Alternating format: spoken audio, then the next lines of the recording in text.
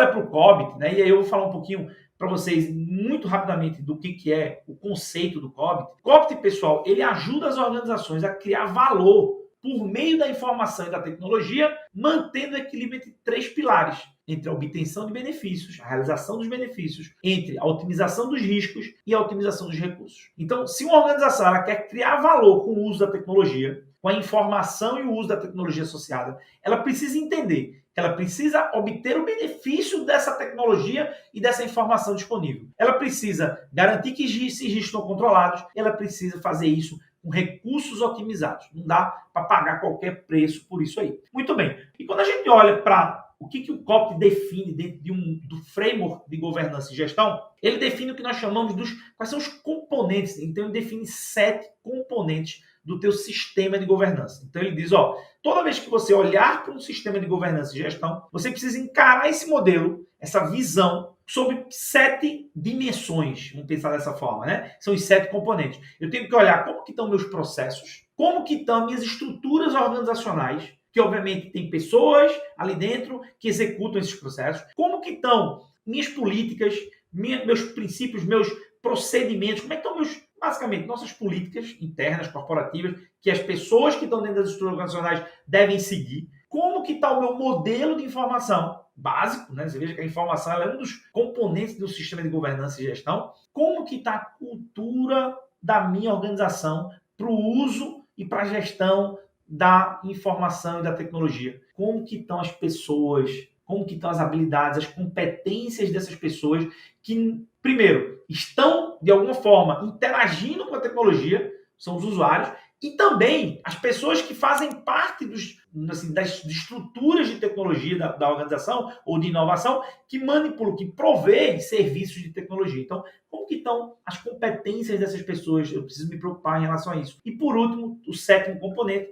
como é que está hoje a minha arquitetura de serviço? Como é que estão os meus serviços, as minhas aplicações, a minha infraestrutura para prover esse conjunto de serviços que, obviamente, disponibiliza um conjunto de informações para os nossos usuários. Então, quando a gente olha um modelo que o COBIT desenha, né, ele coloca isso de maneira muito clara para a gente, que quando a gente vai olhar para a organização, para olhar para um departamento, para um setor, para um contexto, né, e no caso aqui o contexto é LGPD, a gente precisa olhar esse contexto da LGPD sob o ponto de vista das 7 dimensões, dos 7 componentes do sistema.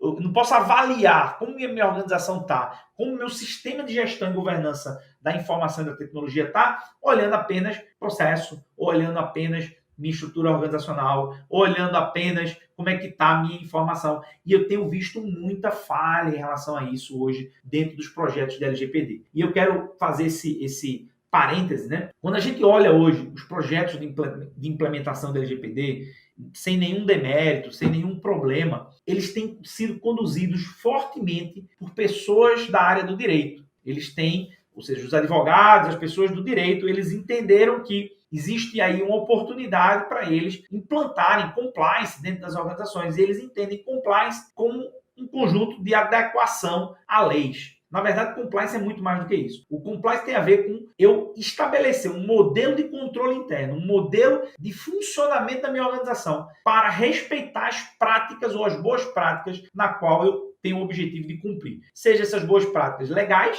e aí eu tenho um compliance legal, no caso da LGPD, sejam boas práticas de um normativo ou de um standard, né, de um padrão internacional. Ou seja, quando eu estabeleço um modelo de atendimento a um conjunto de práticas e eu estabeleço uma área de controle interno, esse trabalho é um trabalho de compliance. Muito bem. Dito isso, eu tenho visto que muitas vezes as implementações de LGPD, elas têm trazido receitas de bolo que negligenciam componentes desse sistema de gestão e governança. Muitas vezes eles negligenciam as estruturas organizacionais. Será que minhas estruturas organizacionais estão prontas e preparadas com delegação de autoridade, com uma estrutura de atribuições adequadas para estabelecimento ou para atendimento às normas e leis ligadas à proteção de dados? Será que hoje as minhas políticas eles têm batido sempre, mas eu tenho que olhar quais são todas as minhas políticas que interferem no meu processo de privacidade e proteção de dados. Como que está o meu modelo de informação? Isso eles têm feito bem, tem feito o catálogo de inventário de dados, quais são os dados sensíveis, olham para os processos organizacionais, identifica-se quais as informações estão associadas aos processos, quais são dados sensíveis, aonde estão os dados sensíveis dentro da organização. Mas será que está se olhando como que está a cultura da organização em relação à gestão da informação? O que adianta eu trazer um modelo de compliance engessado e a cultura da minha organização é uma cultura onde as pessoas não se responsabilizam? É uma cultura onde as pessoas simplesmente lidam com dados de uma maneira absolutamente ad hoc, sem formalismo ou sem registro.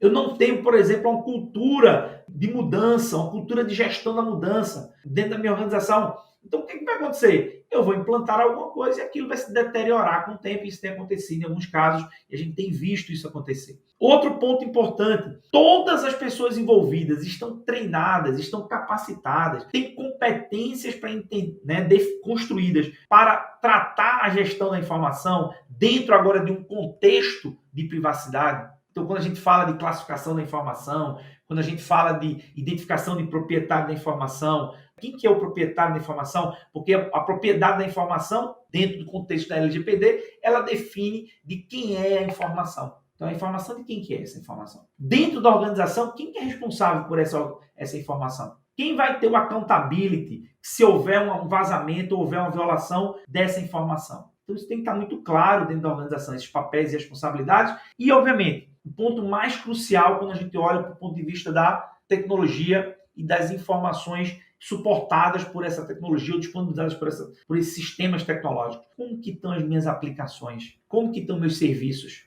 Como que está a minha infraestrutura? Como que isso está posto para garantir o compliance com a minha Lei Geral de Proteção de Dados? Eu tenho visto organizações que mudam muita coisa, mas esquecem que, por exemplo, tem pessoas na área de tecnologia, na área de desenvolvimento, que têm acesso direto ao banco de dados de recursos humanos. E seja do ponto, seja da informação financeira, seja... porque o cara é o desenvolvedor lá da aplicação, é o administrador da aplicação, e ele tem acesso absolutamente direto ao banco de produção. Ou seja, como é que eu vou garantir a privacidade do dado, né, do titular do dado? Quem tem acesso ao dado não tem um controle sobre esse acesso ao dado. Eu tenho acessos privilegiados, absolutamente pouco gerenciados, em regra geral. Então, quando a gente olha sobre esse contexto da LGPD, a gente precisa entender que avaliar a maturidade de uma organização sobre o contexto da implantação do LGPD envolve muito mais do que normalmente tem se feito.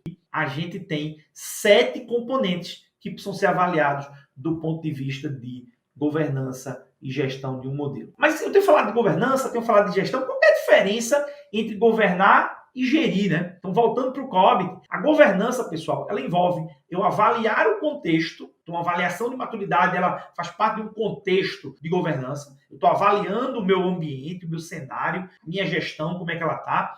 Baseado nessa avaliação, eu tomo decisões de direção. Eu defino planejamentos, eu monto um plano de adoção, eu defino um conjunto de ações. Ou seja, não ações, desculpa, mas objetivos. É o meu conjunto de direções. Eu digo para onde que eu quero ir. Eu quero chegar nesse nível de maturidade organizacional em relação a esse contexto. A gestão, uma vez que ela recebe esse norte, aí sim ela estabelece um planejamento. Aí sim um plano de ação. O que ela vai fazer para conseguir cumprir essa direção estabelecida pela governança. E aí, quando ela estabelece essa lógica, você tem aí um planejamento. Esse planejamento, você desenvolve, constrói soluções, tecnologias, processos, né, estruturas para que você entregue isso para o teu usuário. E aí, depois que você entrega isso, você monitora a entrega disso. Então, basicamente, é isso que é feito hoje na gestão. Gerir alguma coisa é planejar, é construir, né, soluções, é entregar essas soluções para os usuários e, obviamente, é monitorar a entrega que você está fazendo. E aí, do outro lado da governança, uma vez que eu avaliei, uma vez que eu entreguei o norte, a direção, o plano estratégico,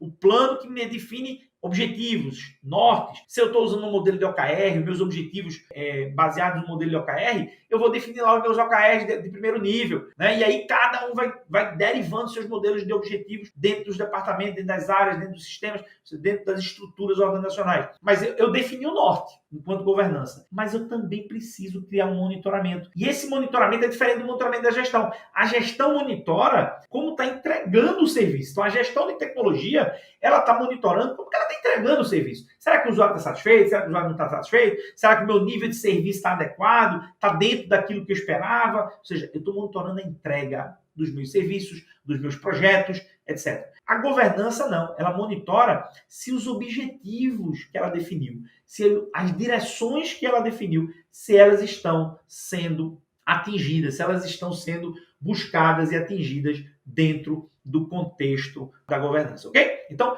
governar e gerir são diferentes, são coisas diferentes, feitas por pessoas diferentes, por estruturas diferentes, e precisam existir as duas. Uma dá o norte, a outra faz a coisa acontecer, respondendo ao modelo de governança.